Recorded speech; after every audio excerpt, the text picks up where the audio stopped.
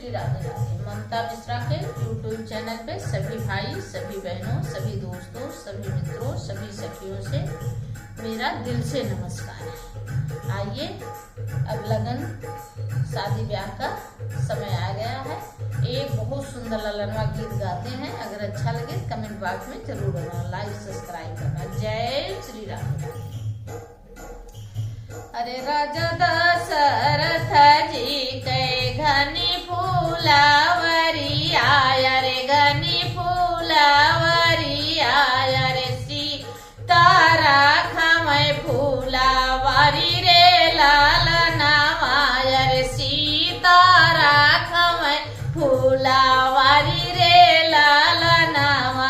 अरे घोड़ावा चढ़ला जाए दुल्हे रामचंद्र जी, अरे दुल्हे रामचंद्र जी।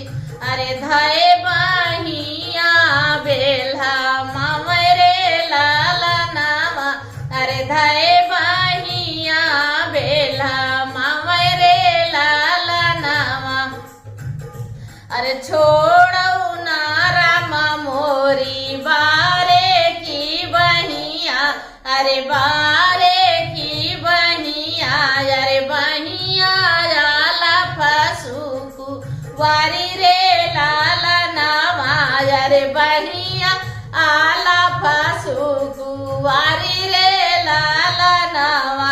अरे के करियहु तू बारी बिटिया वायर, बारी बिटिया वायर, के कर राखायु फूलू वारी रे लाल नामायर, के कर राखायु फूला वारी रे लाल नामा। अरे राजा जनक जी कई बारी दुलारी, अरे बारी दुलारी, अरे ऋषि के राखवो फूला वारी रे लाल नामा, अरे ऋषि के राखवो फूला वारी रे लाल नामा। अरे राजा